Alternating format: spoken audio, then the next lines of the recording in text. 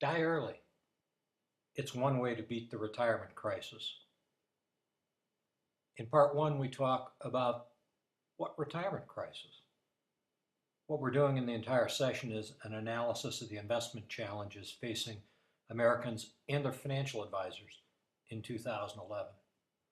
So let's make a statement about the problem. George Foreman said it. The question isn't at what age I want to retire, it's at what income. By the way, the other way to beat the retirement crisis, other than die early, and my personal choice, is to work longer. So continuing in that spirit, please believe two things. One, retiring Americans or Americans that want to retire are in trouble, and helpers like financial advisors must retool their businesses to actually help their clients instead of pushing products. Still, last year, the retirement assets of Americans grew approximately 7%, roughly $17.6 trillion. The strongest growth came from worker contributions to 401k accounts and other company-sponsored plans and individual retirement accounts. All of those demographics are good things. However, in recent years, we've had one of the slowest growths due to the market situations, particularly in 2008.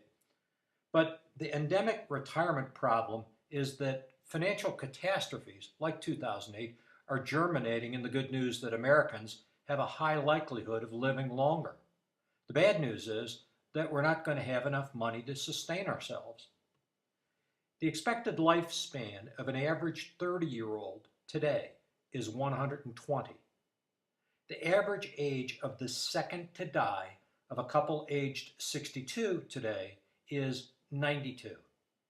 65% of today's 65-year-olds will reach 85 years of age or more.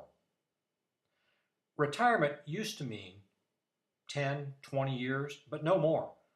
Americans have simply not been taught to think in terms of a 20 or 30 or more year retirement. But that's what we're faced with.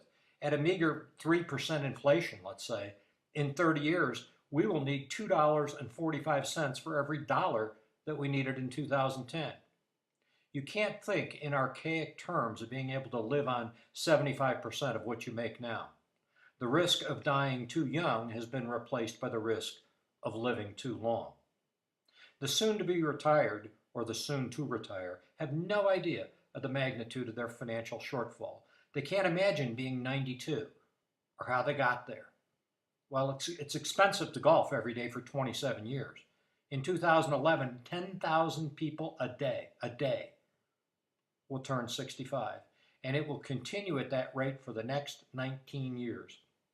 According to the AARP, only 4 in 10 believe they've saved enough to retire. Today's worker can forget about leaving a legacy to their kids or their favorite charity. They may need to go back to work and stay there until they die. If you fit the boomer demographics into the longevity data, you'll see that their investing plan, if they have one, must at least equal trendline inflation or they'll run out of money before they run out of sustainable brainwave activity. Boomers need their liquefying money even though they may not be aware of it now. Most of the boomers want income continuation, principal growth, and maybe a legacy plan. Unfortunately, for these boomers, there is no such investment solution. Financial supermarkets like UBS run advertisements featuring retiring Americans buying sailboats, new businesses, beach houses, and things like that. And the boomers smile and nod.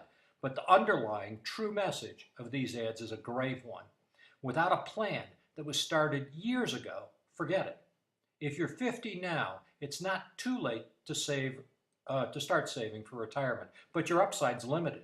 If you're 60 now, your chances of raising significant retirement assets by starting right now are twofold, slim and none.